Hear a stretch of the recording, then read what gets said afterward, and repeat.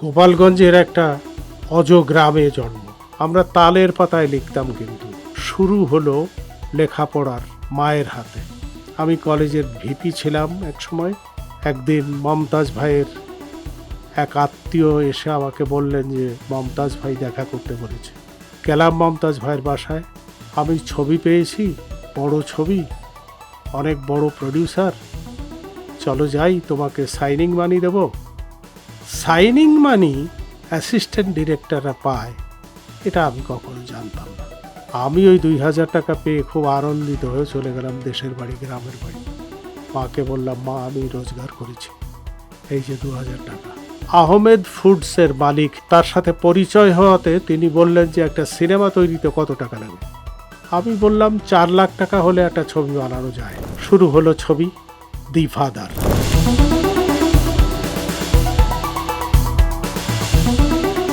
আমি কাজী হায়াত, পেশায় চলচ্চিত্র পরিচালক। চলচ্চিত্রের সাথে আরও ভাবে সম্পৃক্ত আছি, যেমন প্রযোজনা, অভিনয়, লেখক, সব পরিচয়ই আপনারা জানেন। আমার জীবন শুরু হয়েছিল 1947 সালের 15ই ফেব্রুয়ারিতে, অর্থাৎ আমার জন্ম ওই দিন। গোপালগঞ্জের একটা অজ গ্রামে জন্ম, যে গ্রামে কোনো পাকা রাস্তা ছিল না বিদ্যুৎ, কোনো কিছুই। ইভেন গোপালগঞ্জ ডিস্ট্রিক্টে তখন, গোপালগঞ্জ জেলায় কোনো পাকা রাস্তা ছিল না। শুধু শহরে 2 কিলো রাস্তা পাকা ছিল শহরের উপর, এছাড়া আর কোনো পাকা ইটের রাস্তা ছিল না সারা গোপালগঞ্জ জেলায়। গোপালগঞ্জ জেলা না তখন, গোপালগঞ্জ ছিল মহকুমা। সেই মহকুমার একটা থানা ছিল কাশিয়ানী। কাশিয়ানী গ্রামে, কাশিয়ানী থানার মধ্যে ফুকরা ইউনিয়নের তারাইল গ্রামে আমার জন্ম। প্রাথমিক শিক্ষা হয় আমার গ্রামে। ঋষিকেশ মুখার্জি নাম করে এক ভদ্রলোক স্বেচ্ছায় লেখাপড়া শিখাতেন, বর্ণ পরিচয় দিতেন বাচ্চাদের। তারাইল মাঠের পাশে দোচালা একটা টিনের ঘরে, সেখানে হয় আমার বর্ণ পরিচয়। এরপরে ফুকরা মডেল স্কুলে ক্লাস 1 থেকে ক্লাস 5 পর্যন্ত। আমার মনে আছে, আমি যখন ক্লাস 5-এ পড়ি তখন বৃত্তি পরীক্ষা দেওয়ার জন্য সিলেক্ট হই। আমি বৃত্তি পরীক্ষা দিতে গিয়েছিলাম গোপালগঞ্জ শহরে। আমি যখন বৃত্তি পরীক্ষা দিচ্ছিলাম তখন অনেকে আমাকে দেখতে আসতো, কারণ যে হাই বেঞ্চ ছিল সেই হাই বেঞ্চটায় বসে আমি নাগাল পেতাম না। আমি এত ছোট ছিলাম, খুব অল্প বয়সেই লেখাপড়া শিখেছিলাম বলেই হয়তো এটা সম্ভব হয়েছিল, এবং এটা আমার মায়ের কারণে। মাই আমাকে একেবারে হাতে ধরে সেসব কথা বললে অনেকেই এখন চিনবে না, বুঝবে না। আমরা তালের পাতায় লিখতাম, কিন্তু তাল পাতা সিদ্ধ করে মা রাখতেন এবং তাল পাতায় এই পেরেক দিয়ে অ আ ক খ এঁকে দিতেন। তার উপরে আমাদের বাঁশের কঞ্চির কলম দিয়ে ঘোরাতে হতো। তাই থেকে শুরু হলো লেখাপড়ার মায়ের হাতে। মা এরপরে ঋষিকেশ মুখার্জির ওখানে দিলেন বর্ণ পরিচয় শিখতে। এরপরে ফুকরা মডেল স্কুল, এরপরে Fukra Madanmohan academy high school. 1964 সালে ম্যাট্রিক পাশ করে গেলাম আমাদের বাড়ির থেকে 2-3 মাইল দূরে একটি college, Ramdia Shrikrishna college.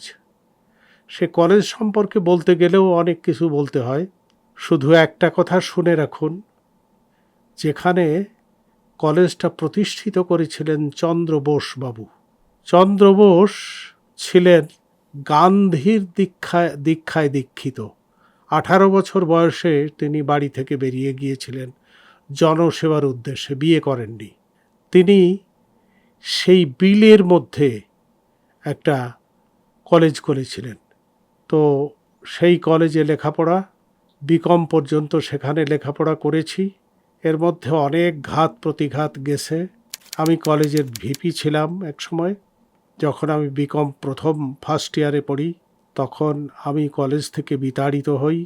Pakistani SDO, আমি ছাত্র ইউনিয়ন করতাম এবং আমি প্রিন্সিপালের সততা নিয়ে প্রশ্ন তুলেছিলাম, সেই কারণে আমার কলেজ থেকে বিদায় হতে হলো। বিদায় হয়ে আসলাম ঢাকায়, টিএনটি কলেজে ভর্তি হলাম, নাইট কলেজে। কারণ আমি ফোর্স টিসি পেয়ে এসেছিলাম। ফোর্স টিসির ছাত্রদের তখন ইচ্ছে করলে যে কোনো কলেজে ভর্তি হতে পারে না। নাইট কলেজ টিএনটি, তাতে ভর্তি হলাম। লেখাপড়া শিখতে গিয়ে সেখানে ক্লাস করতে গেলাম যখন, রাত্রে দেখি দাড়িওয়ালা লোকেরা লেখাপড়া করতেছে, ছাত্র সব। আমার চেয়ে বয়স অনেক বেশি, এজিবিতে চাকরি করে ম্যাক্সিমাম, নাইট কলেজে পড়ে। তো আমার ভালো লাগলো না বিষয়টা। আমি আবার ওখান থেকে চলে গেলাম ডে কলেজ, একটা কম দামি কলেজে যেতে। চলে গেলাম সলিমুল্লাহ কলেজে। সলিমুল্লাহ কলেজে গিয়ে দেখি ইটের টুকরা ঝরে পড়ছে, ভেঙে পড়ছে, কলেজের সাথে বটগাছ। এটা দেখে আরও খারাপ লাগলো যে টিএনটি তো ভালো ছিল, এখানে আসলাম কেন। আমার এক বন্ধু ছিল, জগন্নাথ কলেজে পড়তো, পরবর্তীতে নটরডামের ম্যাথমেটিক্সের প্রফেসর হিসাবে তার কর্মজীবন শেষ করেছিল। ঘনিষ্ঠ বন্ধু, তার বাণী ভবন হোস্টেলটা এখনও আছে, সেই হোস্টেলে সে একটা সিট পেয়ে থাকতো। তার পাশে আমি একই সিটে ডাবলিং করে থাকতাম। এরপরে আমি সলিমুল্লাহ কলেজ থেকে তার পরামর্শে, যদি আমি বললাম যে আমার জগন্নাথে পড়তে ইচ্ছা, তখন সে বলল যে সলিমুল্লাহ ওই টিএনটি কলেজ থেকে ট্রান্সফার সার্টিফিকেট এনে ভর্তি হওয়া সলিমুল্লাহ থেকে চলে আয় কায়েদে আজম অথবা জগন্নাথ কলেজে। সেই তাই হলো, আসলাম। কিন্তু ইন দ্য মিন টাইম সময় পার হয়ে গেছে অনেক। পরীক্ষা দিলাম, ফেল করলাম। পড়াশোনা তো এইভাবেই চলে গেল। এর পরের বছর পরীক্ষা দেব, স্বাধীনতা যুদ্ধ, ৭১-এর স্বাধীনতা যুদ্ধ। পরীক্ষা দেওয়া হলো না, স্বাধীনতা যুদ্ধ শেষ হলো। পরীক্ষা দিলাম, আবার জগন্নাথে এসেই এমকমে ভর্তি হলাম। এই ছিল আমার দীর্ঘ ছাত্রজীবন, কিশোর কৈশোর যৌবনের একাংশ। এর মধ্যে ক্লাস 4-এ যখন পড়ি, তখন আমার মামার সাথে খুলনা পিকচার প্যালেস হলে সিনেমা দেখতে গিয়েছিলাম। সিনেমা দেখে অভিভূত হয়েছিলাম, এ কেমন ছায়ার মতো মানুষ কথা বলে। মামাকে জিজ্ঞেস করলাম, মামা এরা কারা? এরা অনেক বড়। মামা আমি এদের মতো হব। তখন মামা বলেছিল, ধুর বোকা, এরা তো অনেক বড়, বড় লোকের ছেলে, জমিদারের ছেলে, পারবি না তুই হইতে। সেই থেকে একটা জিদ আমার মধ্যে কাজ করত যে মামার কথা অসত্য প্রমাণিত করব আমি সিনেমায় যাবই। যখন এমকম পরীক্ষার শেষ খাতাটি দিচ্ছি, শেষ খাতাটি নিতে আসছে প্রফেসর আমার হাত থেকে, আমি চোখ বন্ধ করেছিলাম। চোখ বন্ধ করে আল্লাহর কাছে বলতেছিলাম, আল্লাহ আমার যেন আর জীবনে কোনো দিন পড়তে না হয় আর পরীক্ষা দিতে না হয়, আমি যেন সিনেমায় ঢুকে যেতে পারি। ঠিক তাই হলো। 1974 সালে প্রথম দিনই মমতাজ আলীর চিফ অ্যাসিস্ট্যান্ট হিসাবে চলচ্চিত্রে যোগদান করলাম।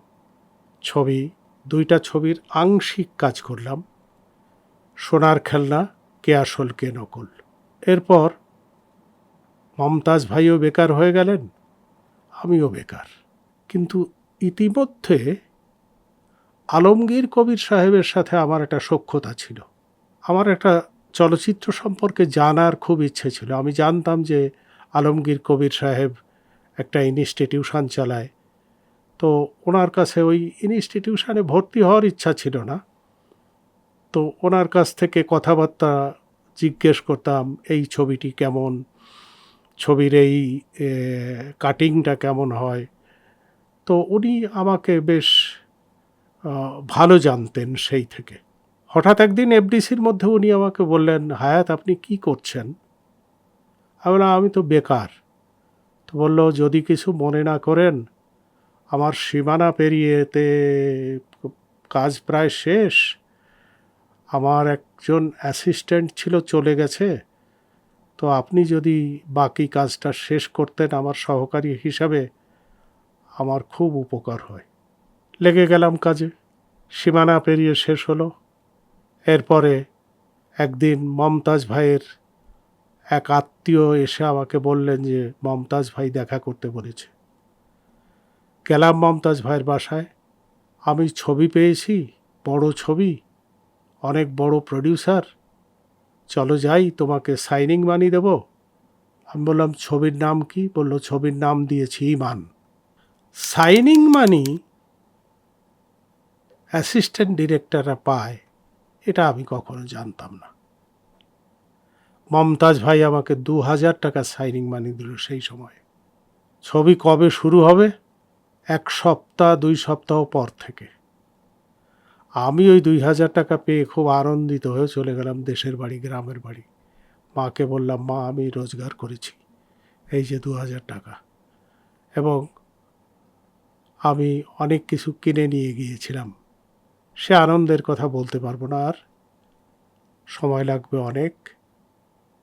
এরপরে ইমান ছবির অর্ধেক থাকাকালীন আমি চুক্তিবদ্ধ হলাম একটা কোম্পানির সাথে, এমিকো ল্যাবরেটরিজ। তারা একটা গ্রাইফ ওয়াটারের পাবলিসিটি তৈরি করবে। পরবর্তীতে সেই এমিকো ল্যাবরেটরিজের মালিক আহমেদ ফুডসের মালিক হিসাবে আপনারা চিনতে পারেন। আহমেদ ফুডস এখনও আছে, কিন্তু ভদ্রলোক বেঁচে নেই। ভদ্রলোক ছিলেন নন বেঙ্গলি। তার সাথে পরিচয় হওয়াতে তিনি বললেন যে একটা সিনেমা তৈরিতে কত টাকা লাগে। তো আলমগীর কবিরের সাথে কাজ করে আমার একটা অভিজ্ঞতা হলো যে কম পয়সায় ছবি করা যায়। আমি বললাম 4 লাখ টাকা হলে একটা ছবি বানানো যায়। ওরা শুনে অবাক। ওরা ইতিপূর্বে ছবি বানাবে বলে অনেকের সাথে কথা বলেছে, তারা 20 লাখ 25 লাখ করে বাজেট দিয়েছে। আমার কাছে 4 লাখের কথা শুনে তারা অবাক হলো। অবাক হয়ে জিজ্ঞেস করলো, কীভাবে 4 লাখ টাকা দিয়ে ছবি বানাবেন আপনি, কেমনভাবে? তখন পদ্ধতিটা বললাম আমি। একটা বাইরের ক্যামেরা নেব, চুক্তি করব যে কত শিফট শুটিং হবে আপনার ক্যামেরা দিয়ে আমরা জানি না, তবে আপনার ক্যামেরা দিয়েই শুটিং হবে। এবং সেটা হলো আজাদ রহমানের সাথে। এবং আপনার মিউজিক ডিরেক্টর, আপনি ছবির মিউজিক ডিরেক্টর, আপনি ছবির মিউজিক ডিরেকশন দিবেন। টোটাল এই দুইটা মিলে কত নেবেন? চুক্তি হলো 20,000 টাকা। ওরা আমার প্রাথমিক পদক্ষেপেই দারুণ খুশি। আহমেদ সাহেব। শুরু হলো ছবি দি ফাদার।